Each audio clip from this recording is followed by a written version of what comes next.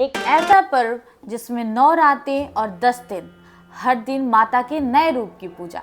कहीं गरबा डांडिया की रातें, कहीं भव्य दुर्गा पंडाल और कहीं कहीं घर में अखंड ज्योति।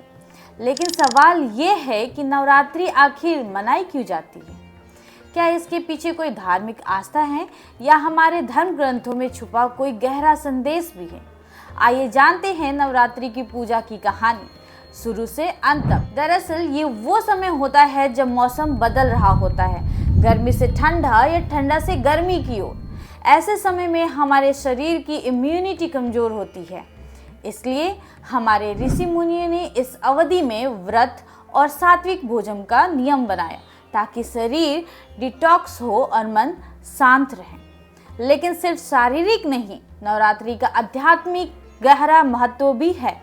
इन 9 दिनों के अंदर अंधकार को जीतने और अपने भीतर की शक्ति को जगाने का समय माना गया है। नवरात्रि का जिक्र हमारे पुराणों और धर्म ग्रंथों में विस्तार से मिलता है। मार्कंडेय पुराण के देवी महात्म्य भाग में बताया गया है कि देवी दुर्गा के महिषासुर जैसे राक्षस का वध करके धर्म की रक्षा की थी। इसी विजय की स्मृति में नवरात्रि मनाई जाती है। यह सिर्फ एक पौराणिक कथा नहीं बल्कि संदेश है कि जब असुर शक्ति यानी बुराई बढ़ जाती है तो शक्ति रूपी माँ दुर्गा का आविर्भाव होता है और अंत में हमेशा सत्य की विजय होती है। नवरात्रि के 9 दिनों में माता के अलग अलग रूपों की पूजा होती है।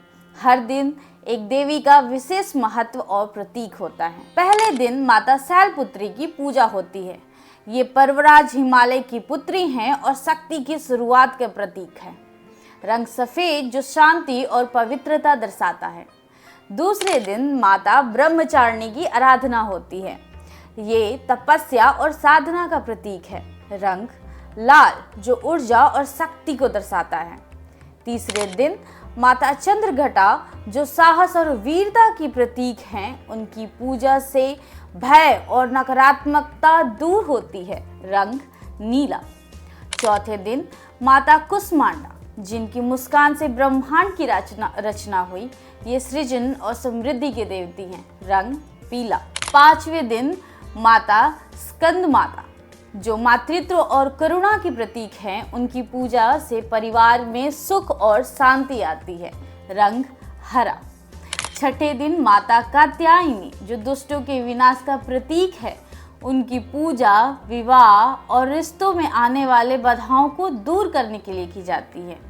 रंग नारंगी। सातवें दिन माता कालरात्रि जो अंधकार और भय को खत्म करती हैं। यह हमें सिखाती हैं कि हर अंधकार के बाद प्रकाश आता है। रंग काला। आठवें दिन माता महागौरी जो पवित्रता और क्षमा की देवी हैं। इनकी पूजा से जीवन में शांति और खुशहाली आती है। रंग बैगनी। 9वें दिन माता सिद्धिदात्री जो सभी सिद्धियों को प्रदान करती हैं। ये पूर्णता और आत्मज्ञान का प्रतीक है। रंग गुलाबी। ये 9 रूप सिर्फ देवी के नहीं बल्कि हमारे भीतर के 9 शक्तियों के प्रतीक है। हर दिन पूजा हमें एक नई ऊर्जा और नई दिशा देती है। नवरात्रि का समापन विजयादशमी यानी दशहरा के दिन होता है। ये दिन प्रतीक है उस विजय का जब भगवान राम ने रावण का वध किया और माता दुर्गा ने महिषासुर का संहार किया। ये हमें याद दिलाता है कि चाहे अंधकार कितना भी गहरा हो, अंत में सत्य और धर्म की ही जीत होती है। नवरात्रि सिर्फ पूजा पाठ का त्योहार नहीं, यह हमारे शरीर, मन और आत्मा को शुद्ध करने का एक अवसर है। तो इस बार नवरात्रि में सिर्फ देवी की आराधना ही नहीं बल्कि अपने भीतर की बुराइयों को खत्म करें, क्योंकि असली शक्ति बाहर नहीं आपके अंदर छुपी है। अगर आपको ये वीडियो जानकारीपूर्ण लगा हो तो इसे लाइक करें, शेयर करें और चैनल को सब्सक्राइब करना ना भूलें। जय माता दी।